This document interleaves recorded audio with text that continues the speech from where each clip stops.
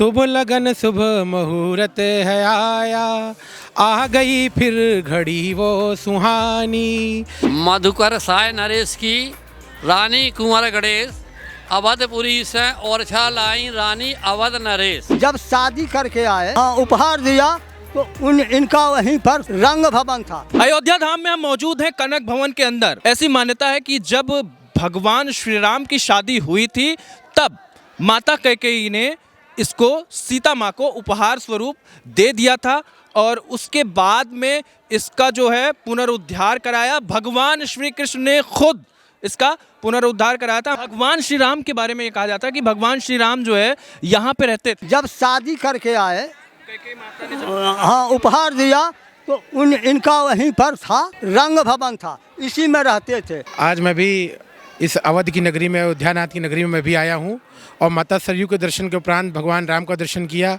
बाल रूप का दर्शन किया, हनुमान गढ़ी में हनुमान जी दर्शन किया। बस जो नज़ारा देखा उससे देखकर दो लाइन में यही कहूँगा, शुभ लगन शुभ मुहूर्त है आया, शुभ लगन शुभ मुहूर्त है आया, आ गई फिर घड़ी वो सुहानी, आ गई फिर घड़ी वो सुहानी।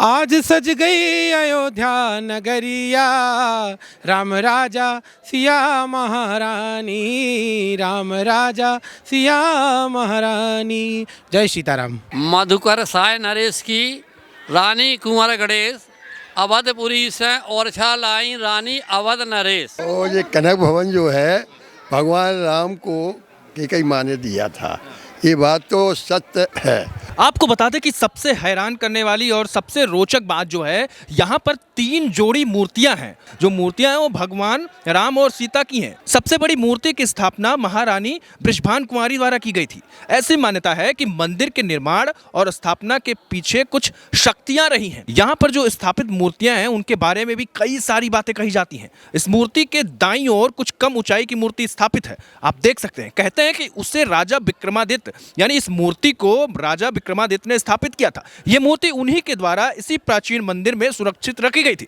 जब इस पर आक्रमण हुए थे, तीसरी सबसे जोड़ी के बारे में कहा जाता है कि भगवान कृष्ण ने उस महिला सन्यासिनी को भेंट की थी जो इस स्थान पर भगवान राम की आराधना कर रही थी। कृष्ण ने उस महिला को निर्देश दिया कि वो देह त्याग उपरांत इन मूर्तियों को भी अपने साथ समाधि कर ले जाए, क्योंकि ये बाद में पवित्र स्थान के रूप में चिन्हित किया जाएगा। इस मंदिर का नाम कनक भवन है और भगवान श्री राम माता सीता के साथ यहीं पर रहते थे, इसीलिए इसकी महत्वता कई गुना ज्यादा बढ़ जाती है। इसी आंगन में भगवान श्री राम आते थे, जाते थे, भक्तों का तांता हुआ करता था, दरबार लगा करता था, ऐसा कहा जाता है।